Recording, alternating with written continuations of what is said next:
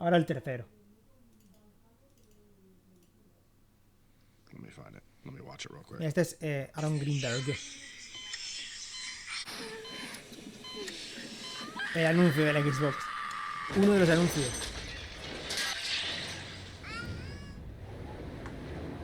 Fue bastante... No sé si fue polémico, pero sí... Sí se habló de él.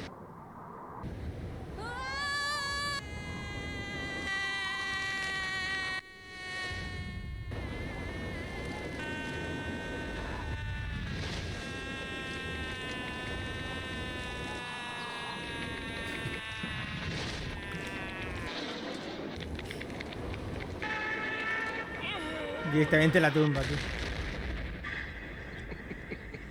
It's really good. La vida es corta. Juega más. Love it. Los anuncios que hubo en España fueron buenísimos. Fueron exclusivos, fueron únicos aquí en España, fueron buenísimos. There was tension for the company to be doing this gaming thing because it was really different than really the image that the company was trying to cultivate. Some of the stuff like that, commercial, I don't think senior leadership saw until it was done. You know, we don't talk about Microsoft Xbox. We just talk about Xbox. Because Microsoft was good on the funding side, but bad on the branding side. And if they wanted to go market it like they market Windows, Era por la fama que tenía. it was a deal breaker. No porque no It was not fuese... going to be successful. The games industry did not speak the same language as Microsoft. But if we were going to do this really hard thing and not lose billions and billions of dollars forever, we had to get it right. People had to have the belief that they were working with the Xbox team. And if that meant there was something slightly unconventional that had to be done, the Microsoft bureaucracy wasn't going to get in the way. There's a new contender in the video game wars. Xbox is going to be the future. Truly the future of video games. Xbox. Taking over the living room. Limitless, connected digital entertainment. You guys never understood. The company is going to face fierce competition. Sniper! It's a ticking time bomb. Supongo que hablarán hasta la Xbox One, supongo, el documental. Supongo que sí. A bold vision for the future of gaming.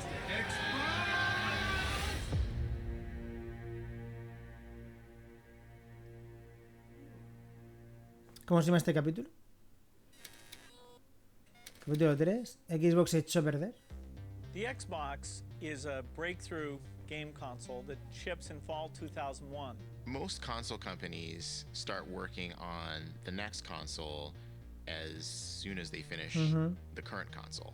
So 5 years, 6 years, 7 years. So for Microsoft to go from announcing in 2000 to being on store shelves in the fall of 2001 is kind of insane.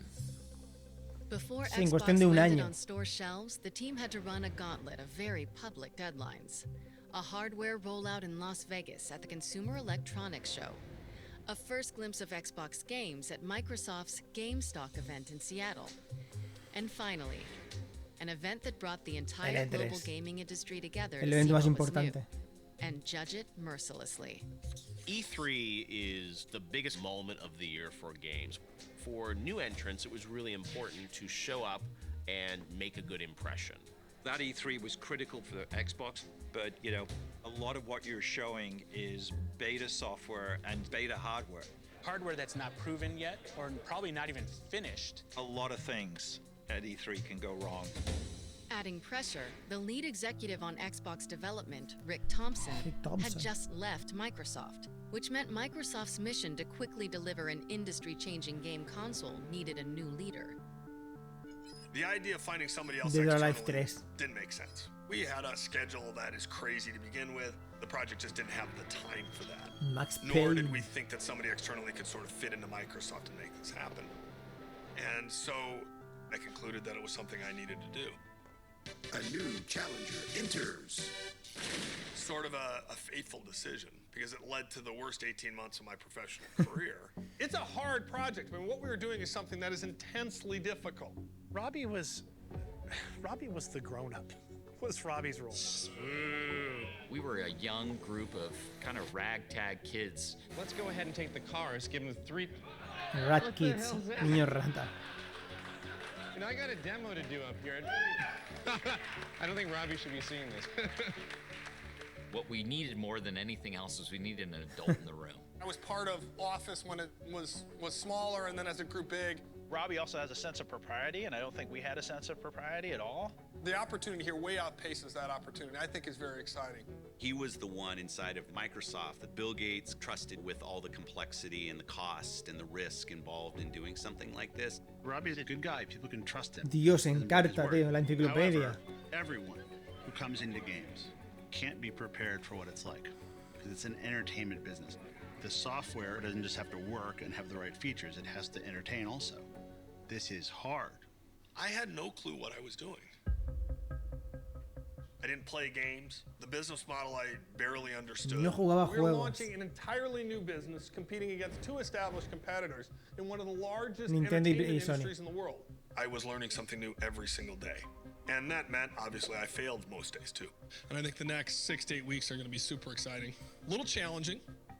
I didn't think about how to plan for going from 20 people to 2,000 people.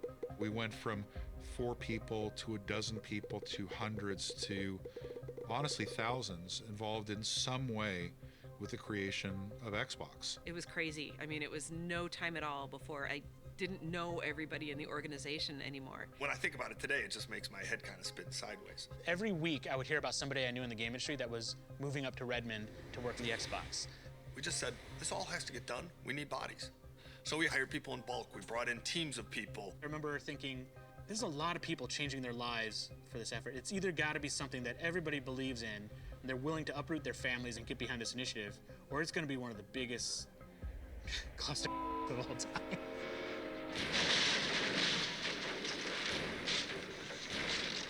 It became clear that we needed our own place because we were just going to bust at the seams. So Microsoft has this beautiful campus and all these beautiful buildings and everyone works together. We were not part of that. We went to this campus called Millennium, which was still in Redmond, but pretty far away from Microsoft. Part of that was we needed space, but part of it is like, we need a few miles away from main campus to get some breathing room to do something different. We were deliberately a renegade team. They were rebels inside of the Microsoft empire. We were kids No es in our early comprensible. 20s Era who loved una nueva video games división and could not believe that Microsoft y no would give us tenían, jobs to go es normal. create them, and we were all kind of growing up together. The thing about games is it's Hollywood for nerds. You have your star directors, you have your Ferrari driving rendering engineers. Congratulations. And after a full day of working on making games, we would get together and play games. And there was a little bit of a weird culture of not leaving, which I think was maybe not the healthiest. Maybe like a college dorm room kind of vibe. Your social circle was Xbox, your family was kind of Xbox. But we all had a common purpose, a passion around games. Being able to do something very different and revolutionary was where we were getting our energy from. Because we were still young, we had moments where we were like, wait a minute, like, am I the best person to be doing this? It was definitely a whole bunch of kids making decisions above their pay grade. Su We sueldo. had a bunch of passionate people who weren't necessarily 100% the most qualified people to be doing the jobs, running as fast as they can to make this thing happen. We were young and we were naive. You know, I always call it the best funded Que lleva en Microsoft la pone error desde el 94. Pues joder, pues a ver si aprende a ver si aprende a manejar el equipo de TJ3. It was a little bit of the Wild West. No lo está haciendo I had bien. to negotiate all the components that went in, hard drives, power supplies, the circuit board. Here I am, this kid, negotiating these deals that are hundreds of millions of dollars. There were definitely some terrible decisions being made, but on the other hand, that level of freedom, made Xbox happen. What resulted was sort of a weird combination of craziness and genius. My recollection of that time was being so fascinated by Hombre, watching this sí, big company around Joseph us Staten. try to wrap its brain around what it meant to be an entertainment brand. We didn't have a lot of interdependencies with the rest of the company. It was Robbie, right, that had to go over to main campus and deal with Microsoft people. One day, some executives came to visit the studio, and one of those people who came was Bill ¿Cómo Gates. anda? ¿Cómo I andaba showed eso? him my cinematic tools and how I wrote scripts, Y esto es how Halo, I ¿no? laid down cameras in the engine. Bill spent time with Marty O'Donnell, our Halo. audio director. Chief, whatever you're gonna do, make it quick. Dios, es eco, ese es eco. The hopes of all the Covenant rest on your shoulders, Chieftain. He spent time actually watching Marty play some of the themes from Halo. Supongo que dirán que estaba siendo planeado para Mac. Iba a ser un juego exclusivo de Mac. He went to go see our art department where one of our 3D artists was sculpting a character in clay, making a maquette. And at the end of the Bill visit, we got in a conference room, the leads of the studio, and there was a pause. And you can see the magnificent machine that is his brain calculating down the Microsoft org chart from him at the top all the way down to the crazy artists in this studio in a gravel pit, literally. And Bill leaned forward and he said, "So there are artists who work here?" It really was a cultural change for the company. Xbox was already forcing people within Microsoft to think differently, but what really mattered was changing public perception. Behind the scenes, software engineers were hard at work building Xbox's capabilities. Now, the hardware team had a chance to win over the doubters on a big stage at the Consumer Electronics Show in Las Vegas. CES was a trade show where companies from around the world would come to unveil the latest in technologies. A lot of buying decisions and retailers got made at that show for the holiday season, and so we had a lot of proving to do. The press was skeptical, gamers were skeptical. You don't know how to do this stuff. You've never done this before. Good luck. The gaming industry is not a believer. While Microsoft works on the insides of the new Xbox, it focuses an equal amount of attention on the outside. I was the creative director of Xbox. Horace Luke is the man. ¿Quién lo diseñó, no? Este fue el que diseñó la... Horace Luke is the man. What Horace had to do was take the thing that we had produced in hardware and then figure out some wrapping around it. First time we ever showed him, like, hey, you're going to need to put this board that we're about to manufacture for, you know, millions of consoles into something that looks good. He's like, what the f? My office was where everybody brought their ideas, from the technology team to the design team to the management team. At the time that we were building the original Xbox, there were no other consoles with a hard drive or an Ethernet port. So how do we put something around this? Esa fue una cosa por la que se llevó muchas críticas por llevar el disco duro. And looks cool. You have to fit all of this, of course, into a box that's not going to be giant Se sitting decía in your living room. que pretendía Microsoft, convertir las consolas en un PC. I went through thousands of different sketches, trying to jam it and shrink it in every way possible into a box. I remember him saying, like, well, maybe we just got to slim it down, like, you know, we'll just dress it in black. Justo, lo que he dicho, lo volcaron y ya está. Y lo hicieron un poco más fino. It was bulging on the top. It looked like the engine cowling on a Dodge Hemi. It was the physical embodiment of power like no other console has ever been designed. A mí siempre me ha flipado el diseño de la Xbox. It was quite a Xbox. miracle to fit everything in that box. Looking back today, you say the thing is huge, but in comparison to the PC of the 90s, it was tiny.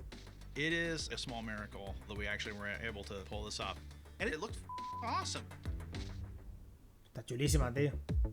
Está chulísima, tío. The 2001 Consumer Electronics Show is packed with every new gadget and gizmo about to hit stores.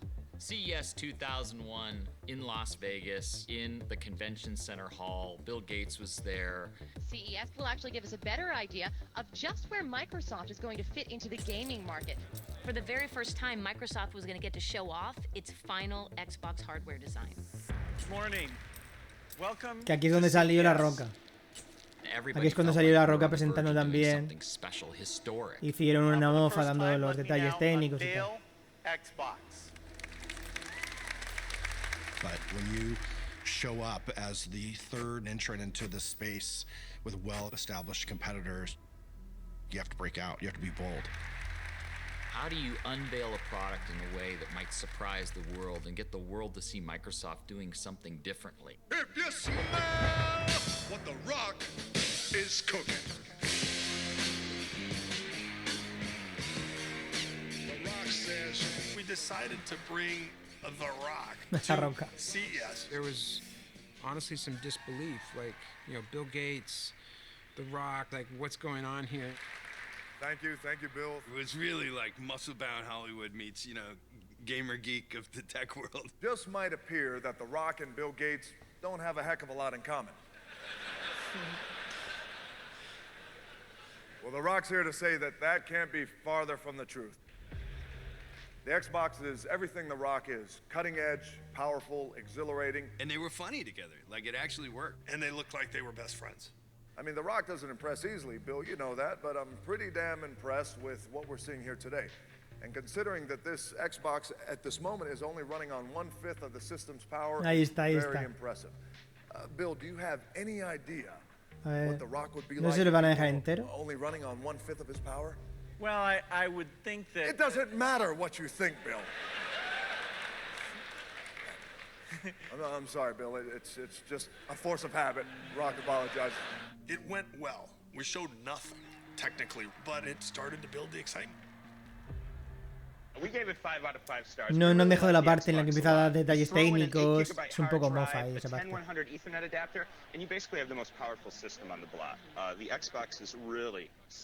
With excitement building around the console, Microsoft was under tremendous pressure to build a portfolio of hit games. Ahí está. Ahora lo importante son los juegos. Ya estás en toda la consola, las especificaciones.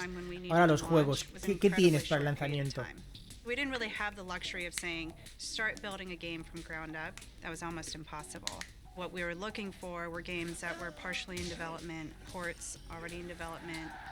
We went out and started to look for developers all over the world. Sería cuando llegaron a tratos con, entre otras muchas compañías, con Sega. To create some sort of excitement around the console and convince game developers in particular that we Hubo could be muchos juegos successful. que llegaron a Xbox y Dreamcast, muchos juegos que no llegaron a Dreamcast que se lanzaron también que se lanzaron en exclusivos Hey, we want to de dust Xbox. off one of the 2D games that we had done for PC. We're going to really invest in it. We think it's going to be really exciting. And these newly important executives in Xbox who would review all the pitches from publishers and developers. Pero ha They dicho, said, I don't think that game ¿qué juego is es going to be able este? to make the transition from 2D to 3D. They felt that it was Este complicated. They didn't really understand the ¿Es user GTA? interface. They thought that it was based on a game that hadn't been all that successful. To my surprise, it was rejected. And that game was called Grand Theft Auto 3. Dios, rechazaron Grand Theft Auto 3 exclusivo. 14.5 million units. 14 millones y It was medio. the top-selling game of 2001 and would have been the top-selling game of 2002 if it wasn't beaten by its own sequel. It was the pass heard around the industry. Despite seeing Grand Theft Auto 3 go to PlayStation, Microsoft was still well positioned to attract other Rechazaron developers to its GTA 3 platform. exclusivo, tú. needed a vibrant and strong O al menos de third-party lanzamiento, lineup que of se games presentara en la that customers consola. would love. And we wanted the industry Hostias. to look at us as something that was going to be worthy of development. We wanted to have the very best games. On March 13, 2001, Microsoft put their commitment to developers on public display at their GameStop event in Seattle. Thanks and welcome to GameStop 2001. What you're seeing is a sneak peek at what's to come on Xbox. We're going to start off with a game Exclusivo. whose vision was really just too big to fit in the PS2, so we brought it over to the Xbox. Me gustó un montón War Mancha, dice. Está chulísimo. Our characters certainly aren't the muscle-bound superheroes, you know, that we want to be. They're more like the poor, sad schmucks that most of us really are. Getting Oddworld, that was important. It was an established PlayStation franchise, Sí, fue una beloved by the de dos entregas console game community. bastante conocida. Eso es cierto.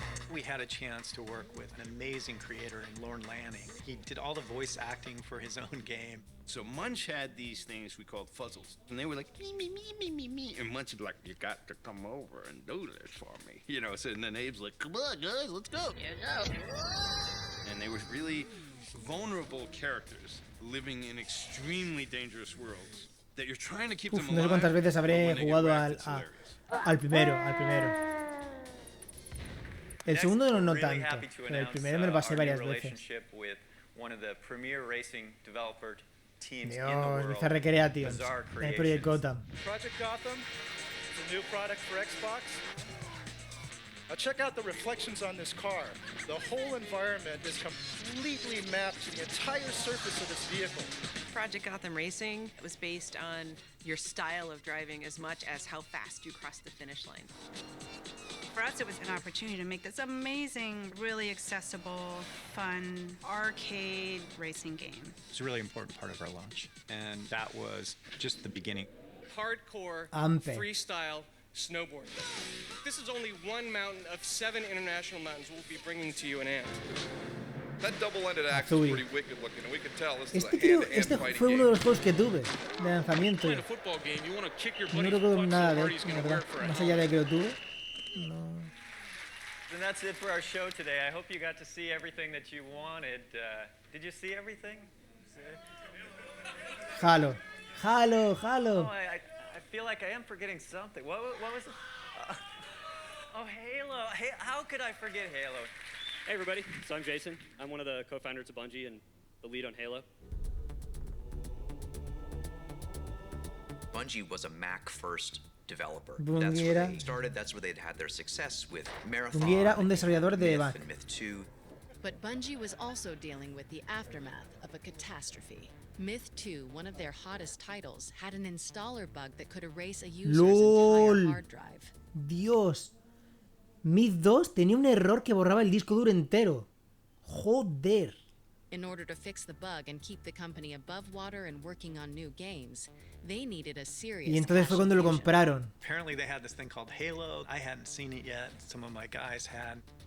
They had multiple games. Por cierto, el in Halo que estaban development, desarrollando para but Mac no all tenía I nada wanted que was ver this con new thing that they el were final. working on. So we did a deal and bought out the company, and they started to work Cambió un on montón. Halo. That's really when true development began on what the game would be. When we were purchased, Halo was not a game. There was no real story. There was no real sense of what the gameplay tempo would be like.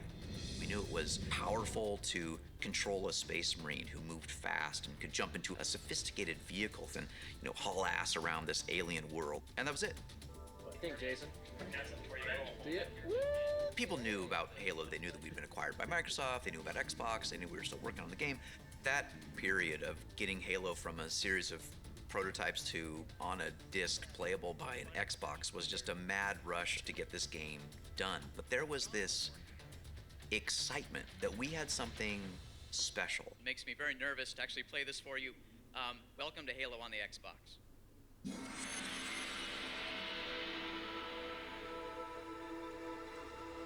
We started off that demo showing you flying to the land in a Covenant ship, running around the environment, getting in a vehicle, doing En all those tercera persona, block Halo things. Ahí estaba en tercera persona. We had our test environment, what we called a B30, the island map in the middle of the water with Halo in the background. Fue distinto, Es esa parte, pero fue ligeramente distinta. GameStock was that real first coming out party for us, and it was just that moment where I think the whole organization began to wake up to, oh, there's something really special here. Thank you, that's it. Good night. Xbox had made a high-risk bet on Halo. At the time, first-person shooters were considered PC games. Totalmente, sí, The sí. only right way to play was with a keyboard and mouse. At the time, people thought, well, how are you going to translate, mouse and keyboard game into a console game? Dual stick first-person shooters had almost never been done on a console. I remember right before the demo, Ed was very clear. He's like, hey, when you're playing, make sure that people see the Sí, de que vean el mando de que lo estás jugando tú. demonstrate is you can play a shooter with thumbsticks maneuvering around the environment. You can go back and you can Fue un antes y un look at después it en los blog controles posts para that FPS. shooter games, Claro. like Doom, would never work with a game controller. Can people actually play a first-person shooter on a controller like this? Is the audience going to accept it? While gamers wrestled with the idea of a first-person shooter on a console, critics also keyed in on a not-so-tiny issue. I don't like the controller. El tamaño Unfortunately, del it's tamaño del big. mando. I think it's too big. The Duke, they call it. The Duke wasn't a small controller. It didn't feel cheap. I felt like you could kill somebody with it. Puede usarlo para matar a alguien. Hands to work with this thing. It was the industry's biggest game controller. The Duke controller was like a newborn baby. I mean, the thing is like 9 pounds, 3 ounces. You had to kind of hug it. As an adult with big hands, you can hold it farther back and it's really comfortable and cool. It was done bass-ackward, as most things were on the original Xbox. To get to that design, we kind of used the human factors ergonomic approach. For those of us with smaller hands, we all thought, oh my God, did all these guys just sit in a room and go, oh yeah, this is gonna be great. It was like, oh, yeah, this is totally not going to work for us. And it was like, okay, this is a problem. Perhaps we didn't take into account a full range of hand sizes. There's no way we could ship Duke in Japan. People couldn't use Sobre it. todo lo cambiaron por los japoneses, sobre todo, por los jugadores japoneses, porque el mercado japonés fue algo que se tomaron en serio al principio. We knew it wasn't the right thing, but we didn't have enough time. E3 is coming up, and so we had to go with what we had.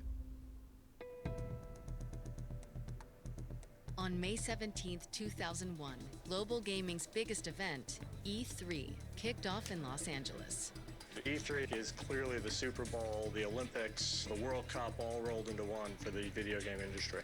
For Team Xbox, it was the most important public test for their new console before a looming November launch date. We're trying to make an impression at E3, and we don't know what hardware we're going to be able to show.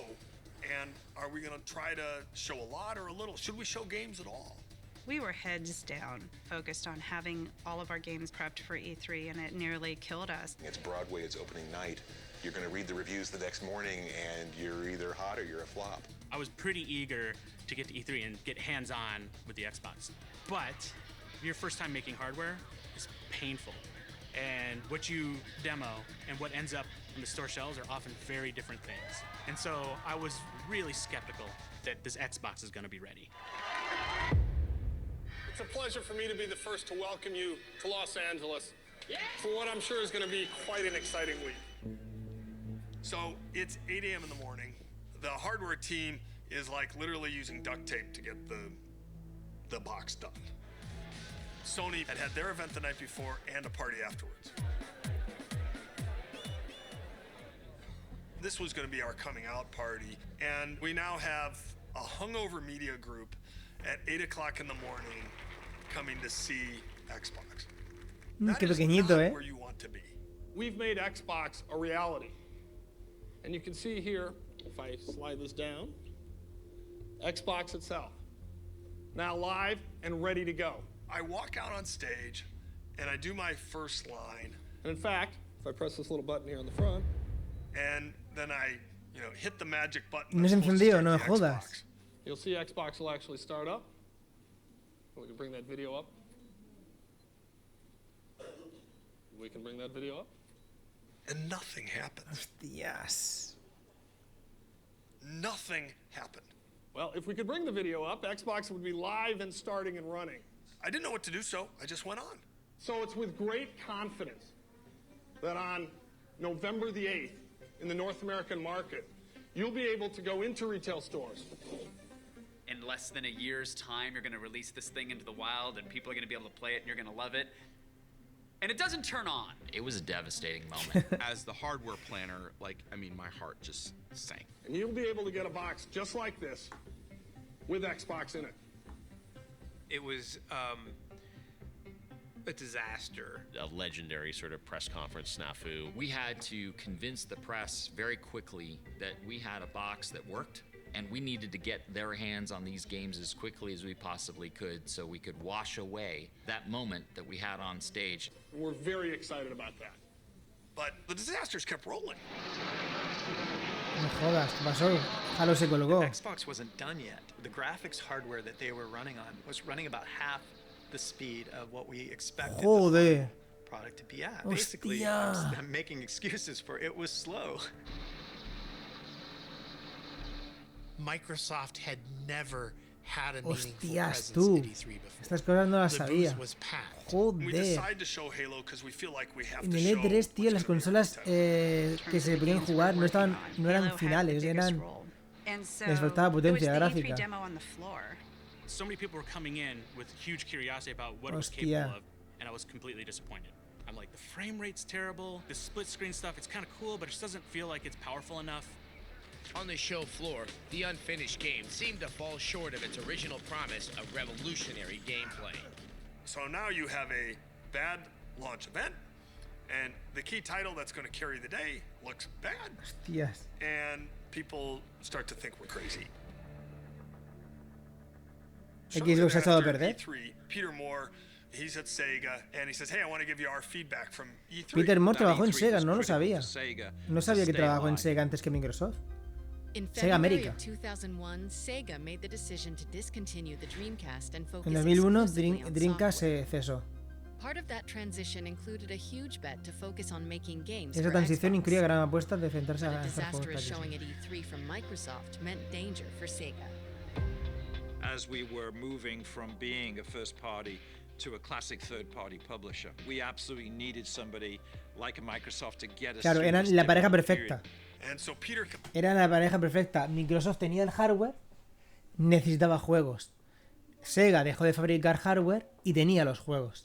comes up to me. He looks at me and says, "Well, here's our feedback. Eran la pareja perfecta en el momento Developers aren't perfecto. going to develop for you, and consumers think the product's not very good and it's too expensive." I took it very personally. I'm the leader of the team. It's my responsibility. It's my obligation. And I felt like I failed. This is my resignation letter to my No boss, jodas, Rick renunció. Paluzzo. I wrote this on Friday, May 25th, 2001 at 2:02 a.m. It starts off, "My status on Xbox, importance high. This is not going to be an easy email to write, and frankly, I've postponed doing it several times. The short summary is that my direct involvement in Xbox needs to end, and sooner than either of us would like. I think this is both in my best interest and the best interest of Microsoft." But Bill Gates and Microsoft CEO Se la Steve Ballmer did not rechazaron. accept Robbie's resignation. They just encouraged me to get it done and said, "You've done a great job, keep at it, we're with you." I mean, there wasn't much more they could say, right? There's no advice they could give me. They were too far away to say, "Hey, go do this." The only person who could figure that out was me. I never told anybody on the team. Rick and Steve and Bill. They're the only people that ever knew. That gives you the sense how personally challenging it was for a person who hates losing. Electronic Arts, it's one of the biggest game makers in the world, and its CEO, Larry Probst, was quoted in the Financial Times as saying this, that Microsoft has a lot to do over the next few months. They are on a death march. Están destinados al fracaso, es lo que hizo EA, ¿eh? Eso lo dijo EA. All we're thinking about is getting the device done so that we can make launch day. If you didn't have console units on retail shelves for a holiday, you missed a year. That holiday was vital. Las navidades eran There were vitales. a lot of late nights. We were trying to engineer and design something that we'd never done before. We're building the technology, we're building the hardware inside. The Xbox circuit board is about yay big. It had probably in the order of 800 parts. 800 partes. The Xbox were coming from all over the world. Like Hungary and Mexico. You know, there were people who went and lived in China in a hotel room for weeks on end. We would be flying back and forth with hard drives to get stuff back to test. Microsoft had never shipped a console before. It turns out there's a lot of regulation everywhere in the world. You had to be certified by the right agency and approved. Their approval took longer than we expected. Parts wound up getting delayed from suppliers. It was every day, come into the office, see a fire, try to put the fire out. We were tracking the hardware, Joder. tracking the components, tracking our launch dates. It's such an Qué estrés, accelerated chaval. pace. It was chaotic. Chaos, total chaos. People themselves were doing Herculean things. We would sleep at the office. This was all happening in real time. It had just never been done before.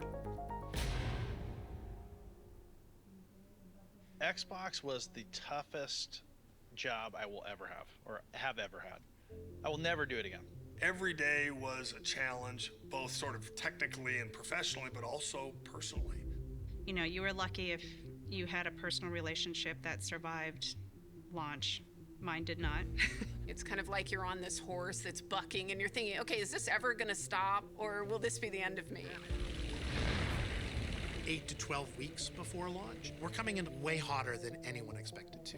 We doubted whether the hardware was going to be done in time. We're not sure any of the games are going to be done in time. The ship is still on fire. No the plane sabíamos si hasn't algún juego landed, all estaría the terminado. metaphors for crashes you can think of. But in the end, that team believed. There There's no second try at the Xbox. So this was a Hail Mary culture. De la de María. If we were to succeed, it was going to be absolutely epic. It's a touchdown. November 15th, 2001. Xbox was released in Times Square.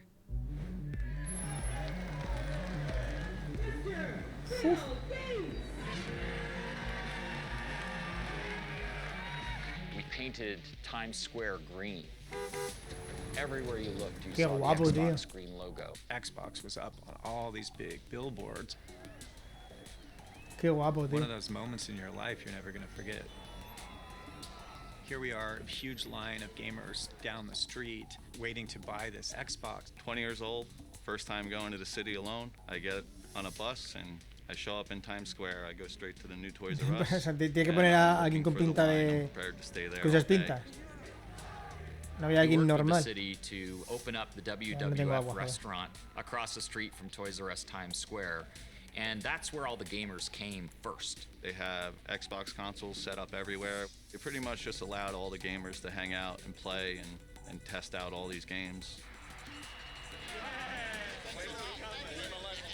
Bill wanted to be on site. He wanted to help hand over the first console. Bill Gates is down at a gaming system, shook my hand and said, "You ready to play?" And then we were playing Fusion Frenzy. And Bill Gates made a comment that he had actually taken 2 weeks off of work just to practice this game. He wanted to beat the gamers. Does anyone know what the shoot button is? A, I think. A? Let's check. He couldn't beat me. I absolutely took pleasure in beating Bill Gates, yes. Tu mayor logro, ¿no? Ha sido tu mayor logro en la vida, que sí. Everybody got a tag on their wrist, and when your color was called, we brought you across the street to Toys R Us, and Bill was there to hand out the very first Xbox. Tonight's kind of a celebration. It's after a lot of hard work. So they count down. Bill Gates Ah, has se lo it dieron a él. on the register. Price is up there, $299.99. One hits and he hands me the box and says, "Don't worry, I'm buying it for you." And I turn around with even more excitement and raise my prized possession over my head. Edward Glucksman became the first gamer in the world to ever own an Xbox. It was a magical night. I'm a 20-year-old kid looking for a console. That's all I wanted to do.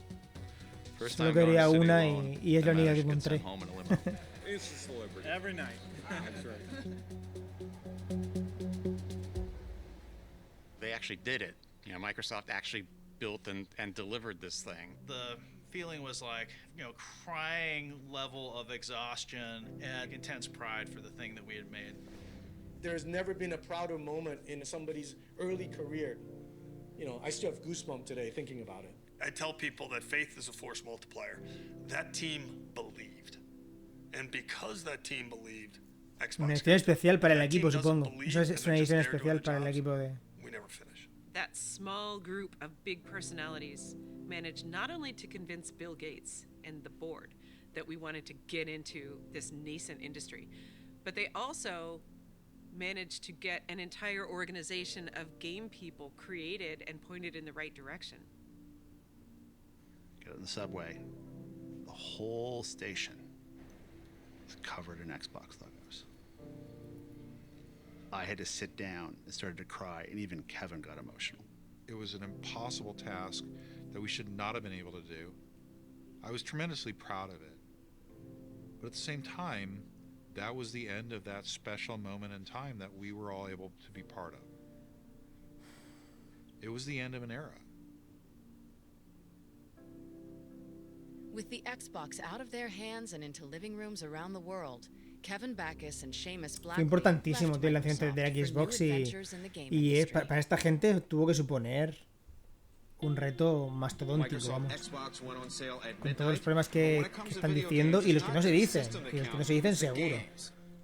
Y los que no se dicen, que seguro que tuvieron problemas que no se dicen. To be successful, you have to give the gamers that platform-defining title. That you had to go out and buy an Xbox if you wanted to play Halo was like this gem, like this was going to be the diamond we offered up at Halo. Xbox launch. Yo no lo compré por Halo, de hecho yo no lo conocía. Yo Halo lo conocí alquilándolo. Un mes o así después de la Xbox, del lanzamiento. We got hammered for how it showed up on the floor. This is our lead title. Are we going to actually launch something that is this terrible game? I think there was a bunch of panic. People didn't see what they expected. That was the part where people actually got super worried. There was an incredible amount of pressure on Halo. If Halo wasn't a hit, then the future of Xbox really was in doubt.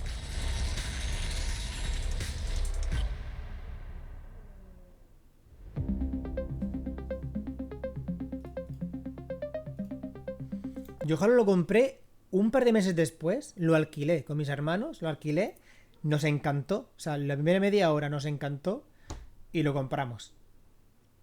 Que por cierto nos quedamos atascados en la segunda, cuando bajas al anillo nos quedamos atascados, pero igualmente fuimos a comprarlo y pasó a ser de nuestras sagas favoritas.